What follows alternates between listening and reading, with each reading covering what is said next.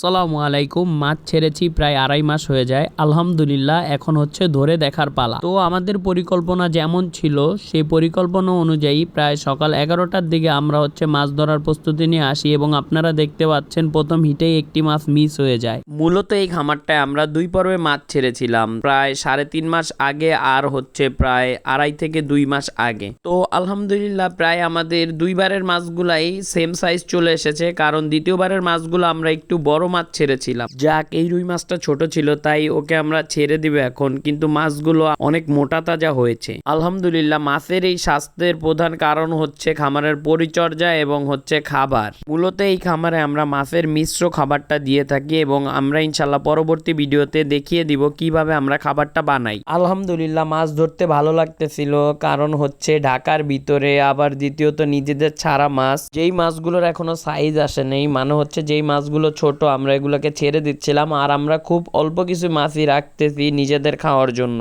দেখতেই পাচ্ছেন মাছটাকে কত সাবধানতার সহিত ছাড়ানো হচ্ছে, কারণ আল্লাহ না করুক যদি ঠোঁট ছিঁড়ে যায় বা বেশি আঘাত পায় তাহলে মাছটা পরবর্তীতে মারা যাবে। আলহামদুলিল্লাহ এরই মধ্যে সুজনের বড়শিতে একটি বড় মাছ হিট হয়। যাক, অনেকক্ষণ টানাটানির পরে এই মাছটাকে উঠানো হয়। মাশাআল্লাহ, এটা ছিল একটি গ্রাস কাপ মাছ। এই মাছটা মূলত ছাড়ার সময় একটু বড় ছিল, প্রায় 200 থেকে 250 গ্রাম ছিল। আল্লাহর অশেষ রহমতে এই কয়েক মাসে ও ভালোই বড় হয়েছে। আমরা বারবার ভাবতেছিলাম মাছটাকে কি রাখবো নাকি ছেড়ে দিব।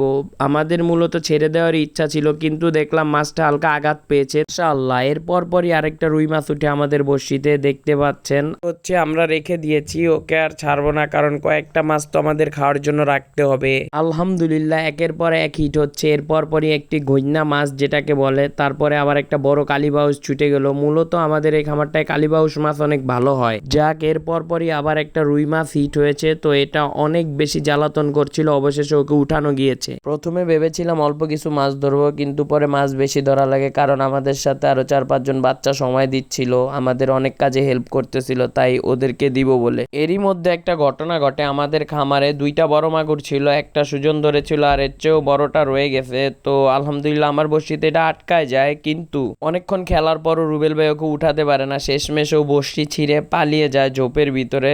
যাই হোক, কপালে নাই, কিন্তু খামারে তো আছে, ইনশাল্লাহ ওকে পরে ধরবো। আলহামদুলিল্লাহ যখন বাচ্চারা শুনে ওদেরকেও মাছ দিব, ওরা তো খুশিতে আত্মহারা, তখন আরো বেশি বেশি কাজ করতেছিল। আলহামদুলিল্লাহ আজকের দিনটা অনেক ভালো ছিল।